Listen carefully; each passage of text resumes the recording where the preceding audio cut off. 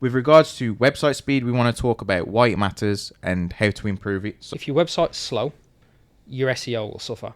if you're making regular constructive use of a website, you may not notice actually this site takes a long time to load. Plugins are then the next biggest thing. Yeah. And keeping them up to date is key. The time for first byte and the content that is delivered to the user straight away is the key factor in keeping them on the site, right?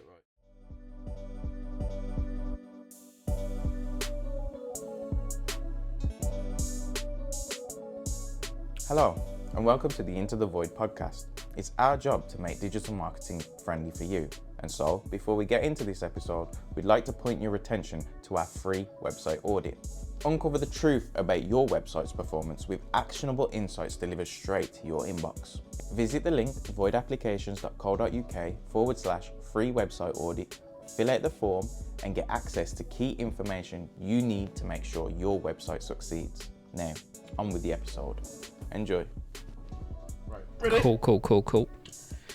Hello and welcome to episode 2 of Into the Void, a friendly guide to digital marketing. I'm your host, Neil Cooper, director here at VOiD Applications, and with me is the MD of the same business and co-host of the pod, Chris Carter. How are you doing?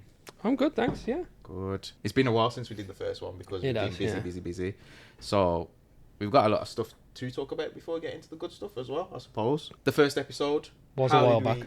Say again. Yeah, it was a while back, so it's hard to But with the think magic about. of the internet, nobody will know. Yeah, exactly. And that's something I'm going to talk about now.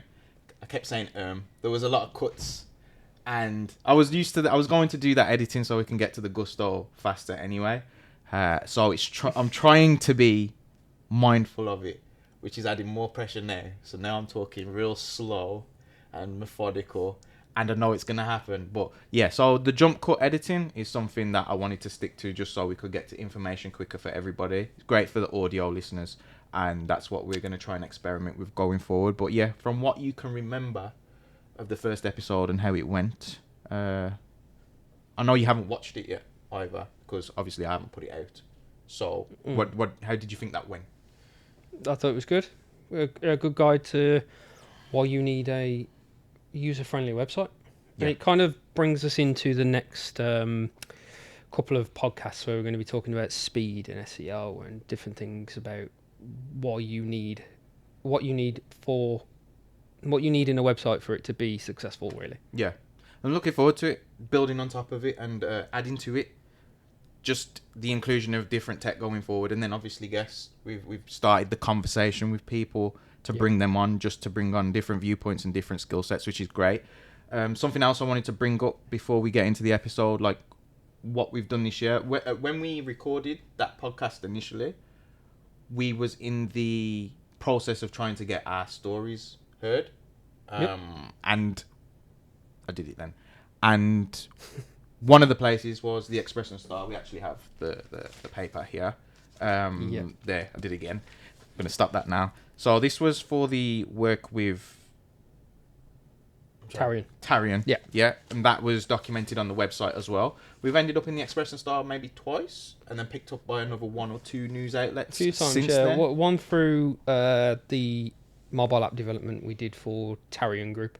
So that was a mobile app that we developed for a group of GPs in Wales who were trying to break into the health market. Yeah, look it up. It's a really good project, and hopefully it can gain some legs, and more importantly, help the people of Wales really get their prescriptions on a digital platform. Because we'll see here in England we can already do that, but unfortunately the guys in Wales they can't. So, and then the second one was the pre-app development. I believe the web application we made for Next Phase, which are planning permission company. So yeah, if you need to understand more about your planning permission going forward, use pre-app. Yeah. So another thing that happened as well for us, in the first podcast, it was mentioned that we was in the process of updating the look of our site, and that actually launched. The only thing is we didn't officially launch it because we had some growing pains, and we're coming out of that phase, so we haven't bluntly told people like, look at us, we've done a new overhaul on the site. However, the feedback that we've got from that so far has been fantastic. It looks great. Yep. It's And we've fixed some of the problems that we'll probably be talking about in the podcasts throughout the next couple of months. Yeah. So if you haven't been on the website recently and you've been there before, voidapplications.co.uk, please take a look. The content has changed up, and we've got our faces on there more, especially with the recent news. If you look at the news posts, we're featured on there for ourselves with the case studies and the promo that we're putting out, and then also like just the about page and updating that. So we've got ourselves on there. We've got actual team member profiles and stuff like that, so you can get to know us a bit more. And then obviously when these are up, these podcasts will be on there as well. So and you can also see which content each member of the team is talking about from their specialities and stuff. So it's good. It's good. So we're putting into action basically what we've been trying to tell you guys to do. And so I think that's a good segue now onto the main topic today. We're going to talk about speed, because in the first episode we covered like the design essentials for a website. So with regards to website speed, we want to talk about why it matters and how to improve it. So like last time, the first question, the big one, why does website speed matter? Yeah, big whole question right there, open-ended, but really, why does speed matter? Everybody knows you don't want to go on a website that's slow. You'll just, technically, as it's called, bounce. You'll just move on to something else. You'll find a competitor, you'll look at somebody else.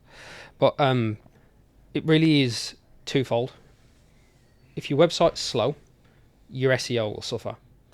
And if your website's slow, your conversions will suffer, because people just won't spend any time on your website. They will look for alternative ways of finding the information that they need. I think a good way of understanding if your website is slow is just by going on it yourself. Yep. On different devices, desktop, laptops, mobiles, using 4G, 5G, different things like that. Yeah. And just having a real world understanding. We will go through some more technical tools that'll tell you exactly what's wrong with it and different things you need to look at. If you do have Google Analytics, bounce rates are a good indicator. They're not the be and all and end all. So if you have a landing page that it does everything, so we've got a web audit page. If we run ads to that web audit page, we don't particularly want people to have gone anywhere else. Yep. So the bounce rate on that page will be high. Yep. But if you've got news pages or services pages and you know you're not getting conversions through them, but the bounce rate's high, you should be looking at your content, you should be looking at your speed, different things like that. Yeah. So overall, base level answer to why it's important. The longer people are made to wait, the more likely they're going to leave. Yeah. So, like going back to our site, that was something that we've had to work the design around as well. Just general things that help that we'll go over, but yeah, we had to evaluate what we wanted our potential clients and prospects to see first, and that alter the content, which can alter your web design, which is why we're talking about this after the initial the first podcast, right? So that would go on to your user journey, which we'll probably touch upon. But speed will affect your conversion rate. It will affect your ability to rank as well. And generally, to measure these things, I mean, you can look at your own site, and then you can load up maybe some of your competitors or some of your favorite sites, and then just count in your head how long it takes. And depending on whether you like the site or not, sometimes people will forgive response times. If you're making regular constructive use of a website, you may not notice actually this site takes a long time to load, or vice versa and stuff. But then there might be a website that you dislike the look of, doesn't work well, but rapid loading times and stuff, it's just but just for a general, if you want to try it out, loading different things, I would say if you are used to that website and you trust that website, you've probably got more patience in it being slow. If you're looking to gain customers through your website and they don't know who you are, you're going to have a problem there. Yeah. But I think we're going to go over a few technical things definitely. And how to work out where to gain increases in speed and find out really what the problems are. Yeah. So now we've identified why speed matters. We want to look at the core factors, as you were saying, that can affect website speed that we can identify. So for note, at any one time there could be multiple issues, But as focal points, we'd like to discuss the technical aspects as well as the common culprits that you can go back and attempt to identify yourselves, or even use as a starting point to go back and look if it applies to your website. So first, the technical aspects, which are the more boring but definitely fundamental parts.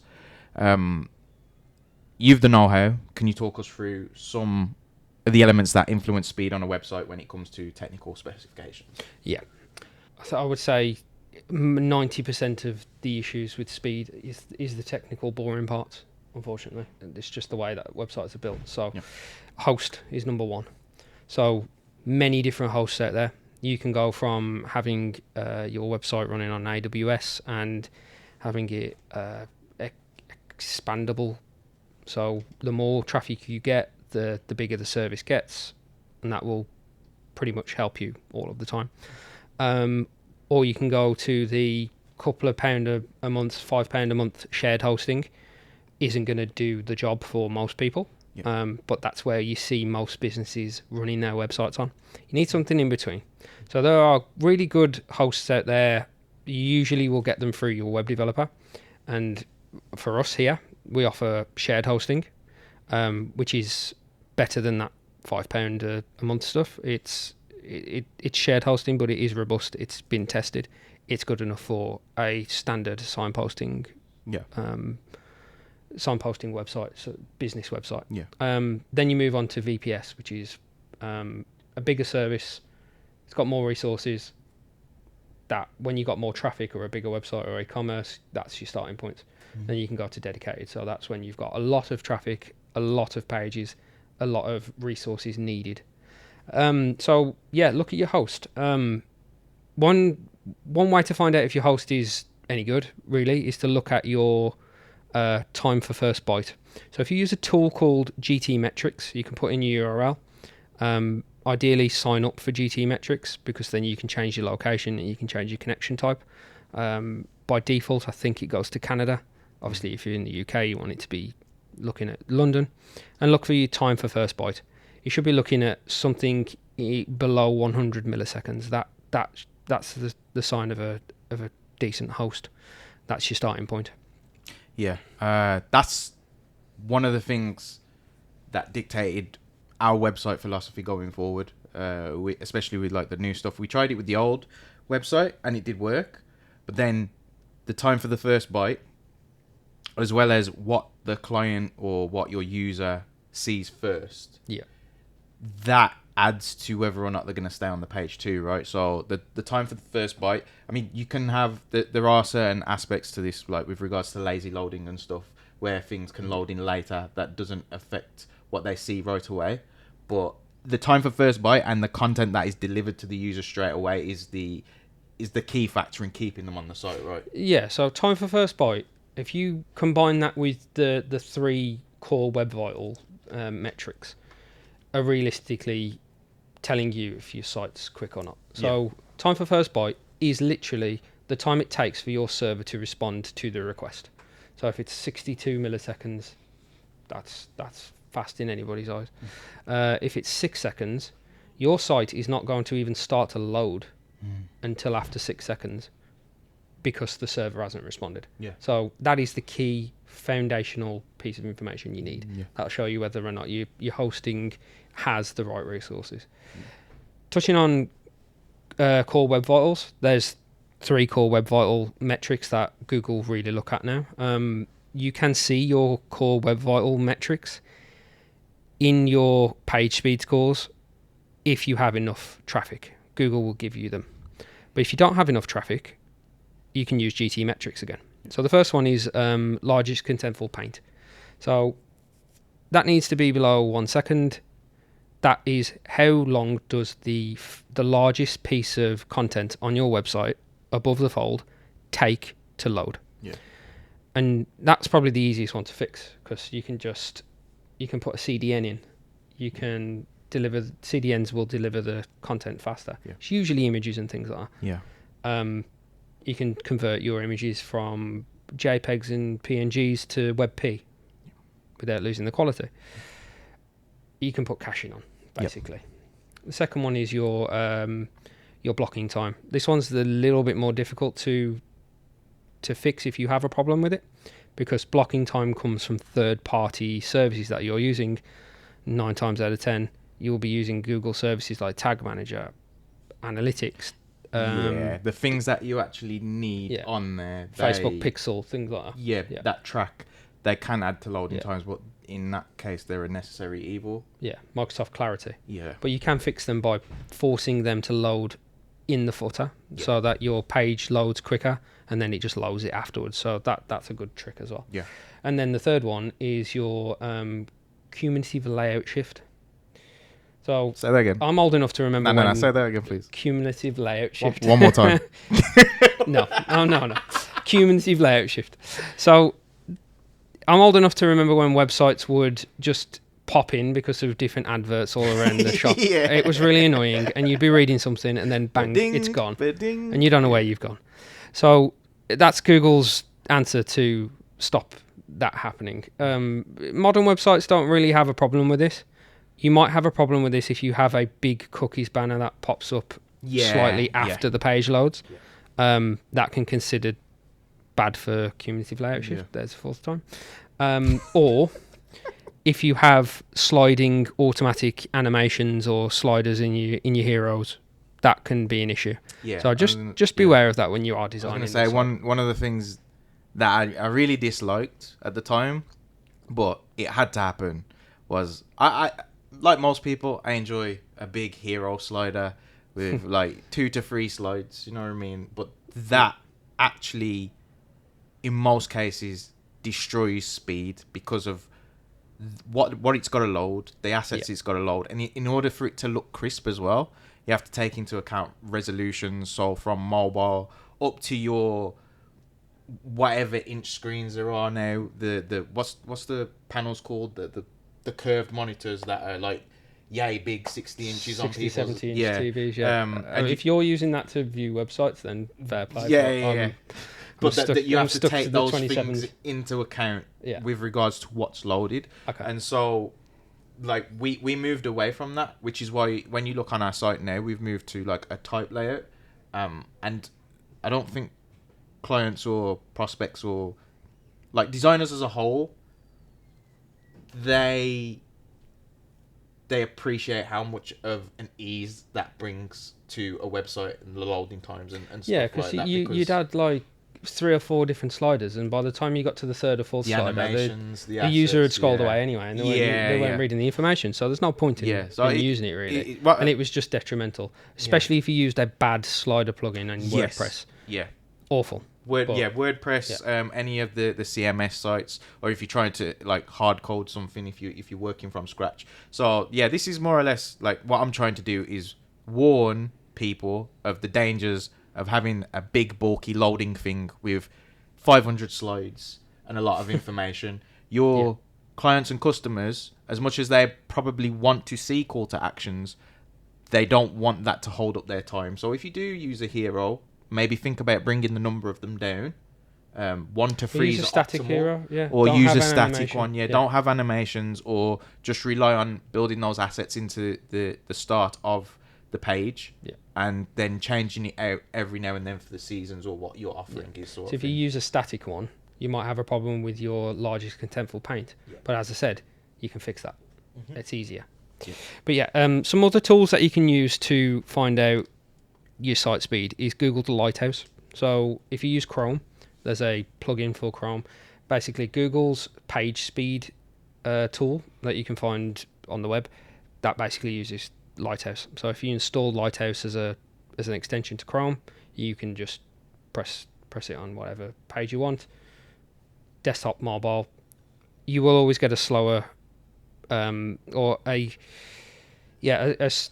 the results are going to be worse on mobile usually. It's just the way it works, especially on WordPress, but you want to get them as high as you possibly Something to note with Lighthouse, it does depend on what screen orientation you're using as well, right? So if you can test mobile separate to that of tablet, separate to that of laptop type screens, separate to that of like high retina displays and desktop.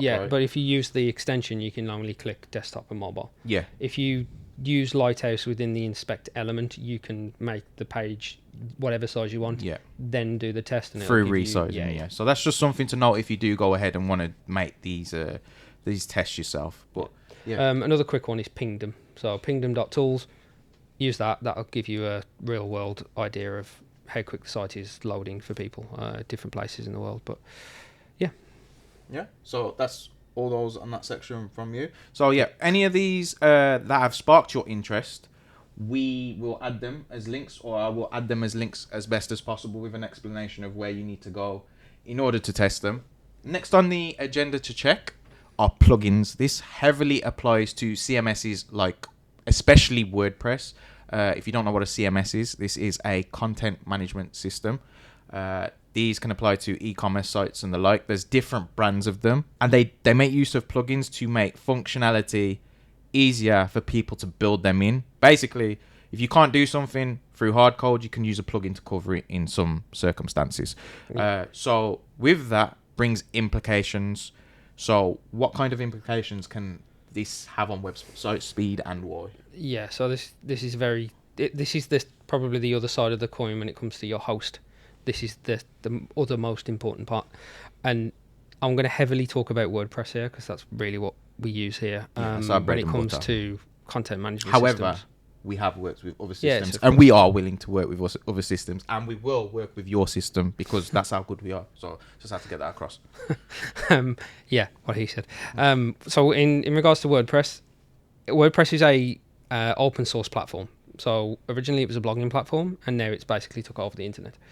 It's an open source platform, so you can use different third party themes, different plugins to basically get the style and functionality you want.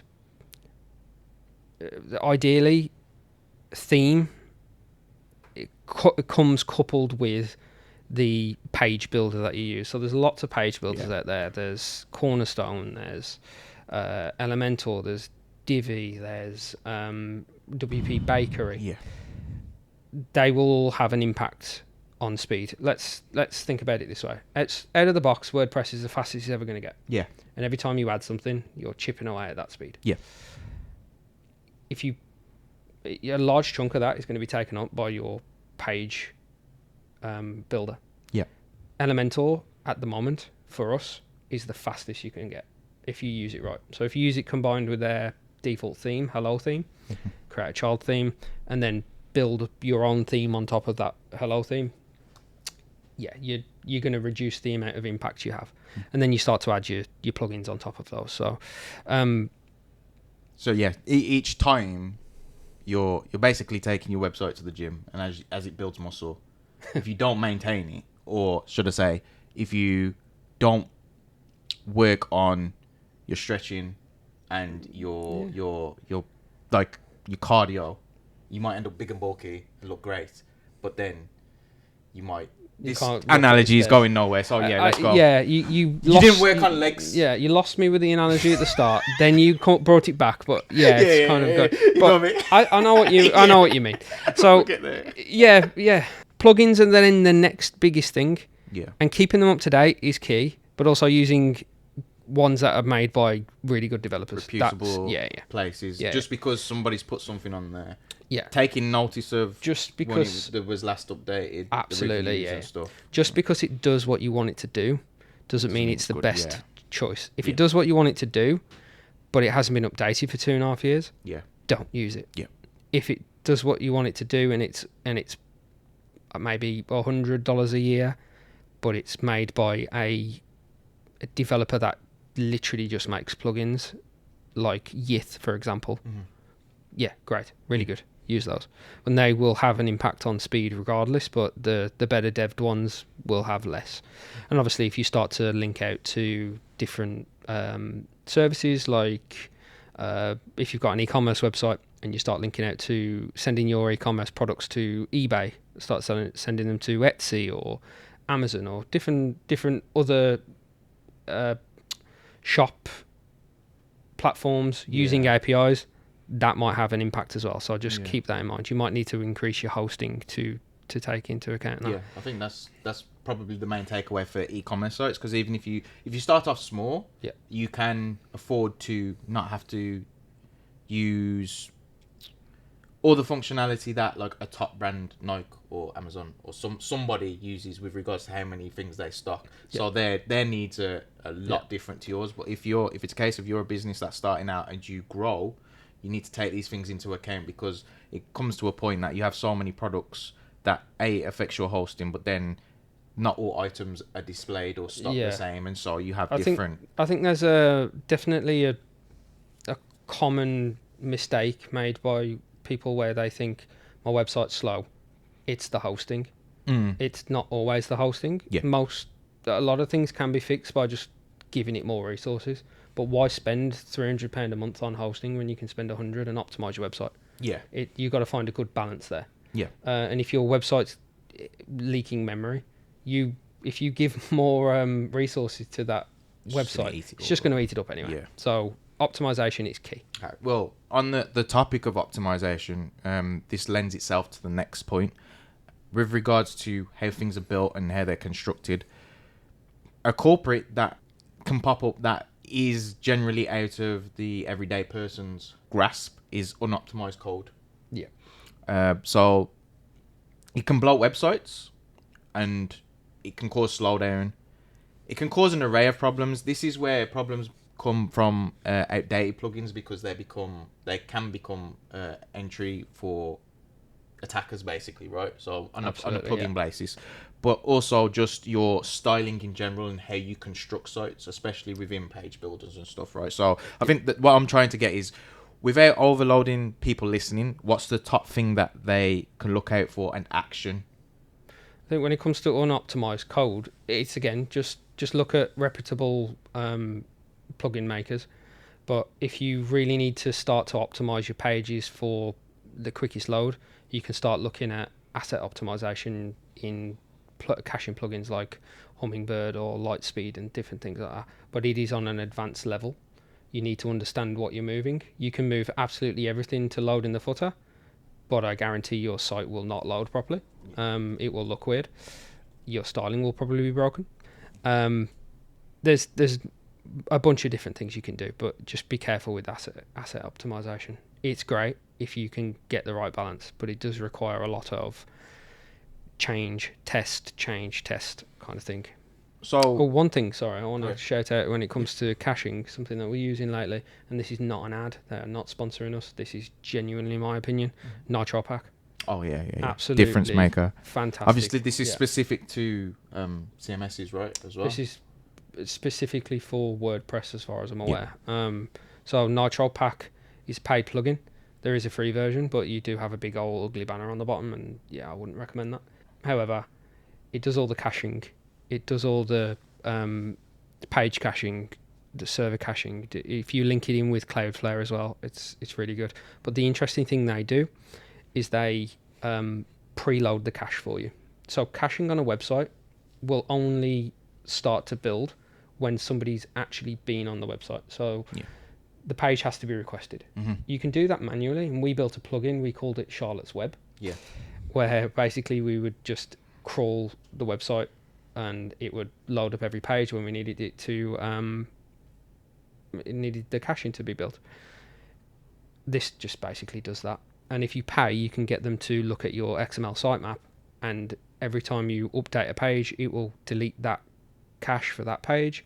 You can drop the whole cache, and then it'll just start again using your sitemap as the entry to start to load up your preload cache. It's really good. Yeah, it's really good. I feel like we need to name drop Nathan as well, because if we mention Charlotte's Web and not him, he's going to go ballistic. Nathan built Charlotte's Web. So Nathan built that we in-house. We found out that NitroPack was a thing, kind of relegated Charlotte's Web. He did, but he was on the right lines. Oh yeah, definitely. He had the right idea. So shout out to Nathan. So I think we can conclude this episode, because every step that we've taken, we more or less gave the tips as we was going. So I think, like I bring back the analogy of the coin, hosting and your website, those are the two different things. Both will have an equal effect on speed. So make sure you get a good host, make sure your website's built well, make sure you're using the right plugins, and make sure you're using the right caching, because if you're using WordPress, it will only be as fast as it can be out the box. Yeah. Add caching, and you will be getting scores like we do, where we're getting GTmetrix scores of A's, which is what you need, and the core web vitals are all ticked. They're all green. So Yeah, that's what you should be aiming for. And in all honesty, these aren't industry secrets, but whether your agency is transparent with these things, you may not even know they exist, which is why we're trying to bring attention to them. Because like these are things, especially when we do the web audit, we present these to the client in order to show, if it's not broken, we don't need to fix it if they're coming to us for work. Yeah. And B, if it is broken, we have the means to fix it. So yeah, each tip that has been given, we'll put the links in the description. All of these are, as far as I'm aware, other than NitroPack, are free to use. Elementor for a page builder does have a paid version, for a pro version, but it does have a free version. Yeah, but speed-wise testing, like the Lighthouse, GTmetrix actually. GTmetrix, I think, actually have moved to a paid model. But Okay, you can use it for free, just as long as you're happy to look in Canada, which, if you're in the UK, isn't going to give you much of an insight. It's going to be a bit slower. Yeah. But then, and also Pingdom, right? Pingdom's free, Yeah. So you've got different things that you can go back and at least begin to test your website with, so that you can ask questions if need be. If you've got any other questions or any queries, or want to follow up with any of these topics or points that we've brought up, then please contact us. You can visit the website, voidapplications.co.uk, or follow the links in the description to any of our social media to get in contact with us. We also have the website audit. So this time I've loaded up the actual page so I can remember it off by heart, even though I'm not remembering it off by heart. But we run these tests for you for free, and there is no catch. If you want to work with us after we've flexed our muscles and showed you where you can correct your website or how you can improve your performance, then obviously the conversation's there. But otherwise, there is no, what's the word I'm looking for?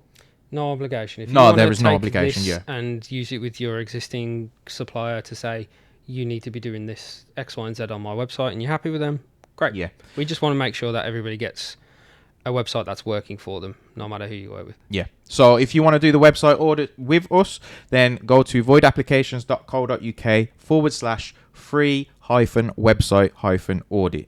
The link will be on the video and in the description, so you can just click it. If you head over there, enter your details, we'll use that to contact you back, and then we can get the ball rolling with with doing your website audit. So yeah. Anything else? No, just to say that web audit does come with a free strategy call, so you're not going to be given a web audit and no context to it. I will explain it for you. And it will go through speed, best practices, your conversion potential, and most importantly, SEO. Yeah. So you'll have all your bases covered, and we'll be able to either work with you or you'll know what to do next. So yeah, I think that's a good time to close. On to the next one. On to the next one, yeah. Just want to say thank you again for listening. Shout out to Keaton behind the camera. Nathan's on holiday, but still within our hearts. And big up Chris, obviously. So yeah, thank you for listening. Hopefully see you on the next episode. I've been Neil Cooper. He's been Chris Carter. Peace.